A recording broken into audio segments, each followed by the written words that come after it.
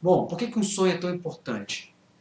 O que te tira da cama todo dia de manhã? O que te faz sair com entusiasmo para encarar mais um dia de trabalho, de desafio, muitas vezes de problema, e dar o seu melhor e depois, quando chegar na tua casa, descansar e se preparar para mais um dia assim no dia seguinte? De onde vem o combustível para que você encare todo dia com muito entusiasmo e com vontade de dar sempre o seu melhor? É o teu objetivo. É algo maior que você está buscando lá na frente. E a gente batiza isso de sonho.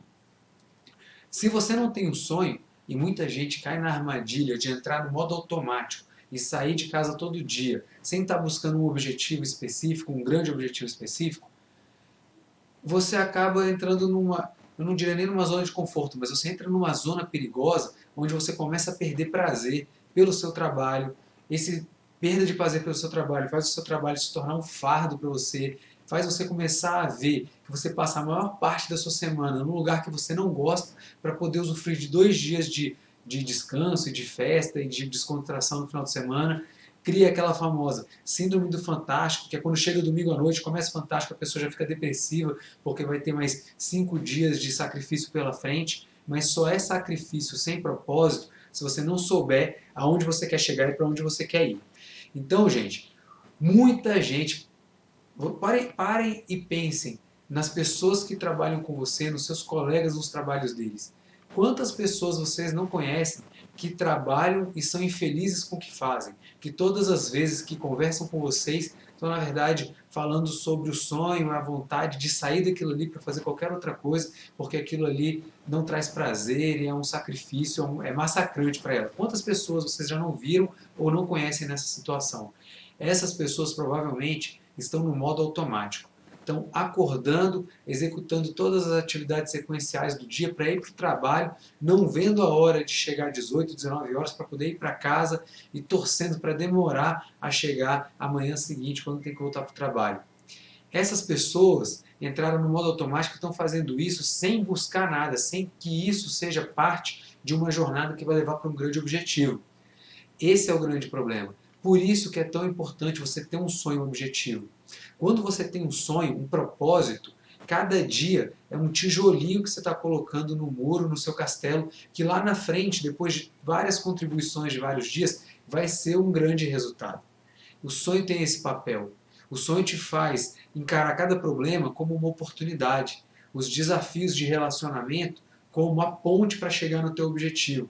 É uma perspectiva completamente diferente. Você olhar para um problema como um problema e mais um trabalho que você tem que fazer, e olhar para um problema como uma oportunidade que vai te alavancar para o teu objetivo, para o teu sonho grande. Olhar para a relação entre as pessoas como ponte que te leva para o teu objetivo, ou que saco ter que lidar com esse cara aqui todo dia.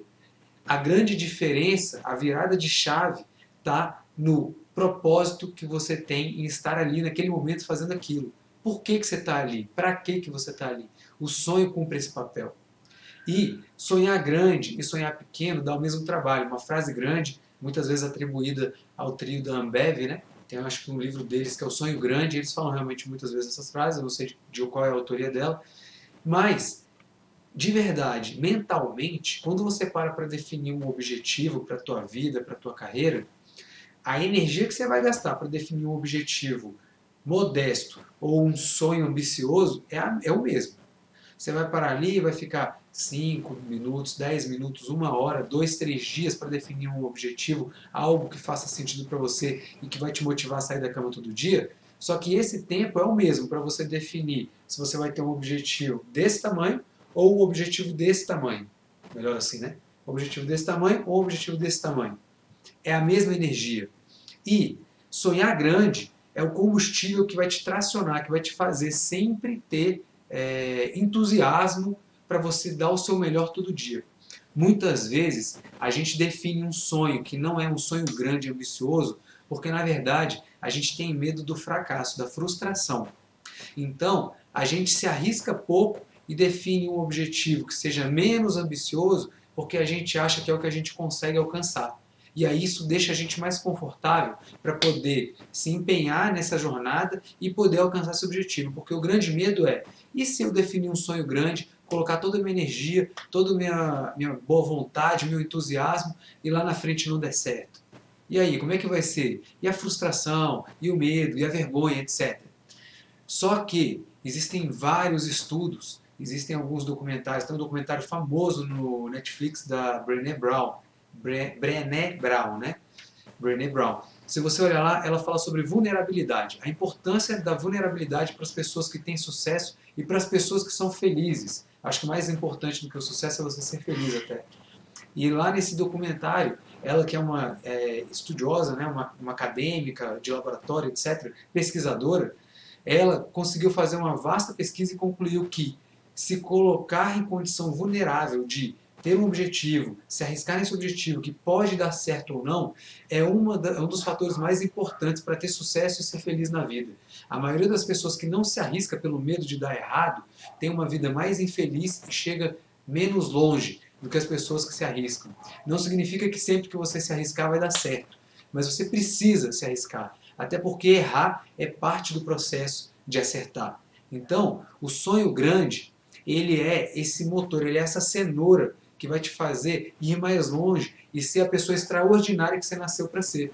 Você tem que sonhar grande. Você não pode ter medo de sonhar grande.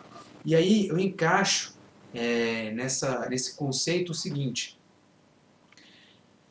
Antes, eu vou trazer um conceito aqui sobre como a nossa cabeça entende os nossos objetivos. Eu só quero voltar para o comentário do Alisson, que parece uma pergunta.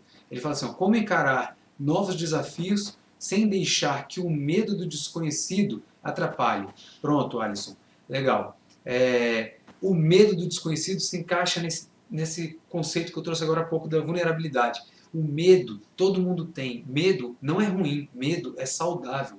Medo garante sobrevivência. Se você não tiver medo, você não está alerta em circunstâncias de perigo, onde você tem que reagir, talvez até para fugir e se salvar. Então o medo é importante. O medo ele não é ruim. O medo é ruim quando ele te congela e te impede de agir. O medo ele é bom quando ele te traz um pouco de cautela para você entender o contexto e escolher de maneira sábia e racional os melhores passos que você pode dar para chegar no teu objetivo, mesmo quando você vai ter que correr algum risco. Só que quando o medo te congela, ele é ruim. Você já deve ter ouvido falar de algum caso ou de alguém que sofreu um acidente de trânsito ou se envolveu em acidente de trânsito e não conseguiu mais dirigir. Essa pessoa tem um medo, um trauma que congela. Quantas coisas ela não perde na vida por não poder dirigir? Quantas oportunidades, quantos momentos, quantas experiências, porque aí ela fica na condição de alguém ter que buscá-la, levar de um lado para o outro. Agora com o Uber até facilitou um pouco mais. Mas quanta oportunidade, quanta autonomia ela não perde por não poder dirigir? E isso serve para qualquer coisa na vida. Então, Alisson, mesmo quando você tiver o medo do desconhecido, você tem que tentar racionalizar um pouco esse desconhecido. Então, assim, ele é desconhecido? Estuda ele um pouco, conversa com quem já passou por isso, conversa com quem chegou lá.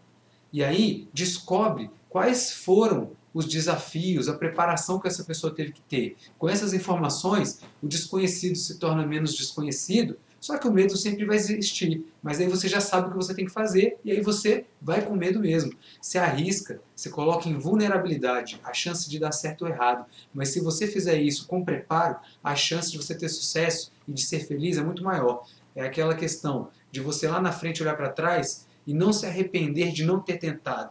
Você pode até se arrepender de alguma coisa que você poderia ter feito diferente, mas não tentar significa não saber o que aconteceria. E esse costuma ser o grande arrependimento das pessoas no futuro. E aí, o Flávio fez um comentário também. Quando temos um sonho, um propósito, mas a empresa não lhe dá sinal que o que está sendo feito por nós vai fazer com que chegamos ao sonho, né? Que a gente chegue lá no nosso objetivo.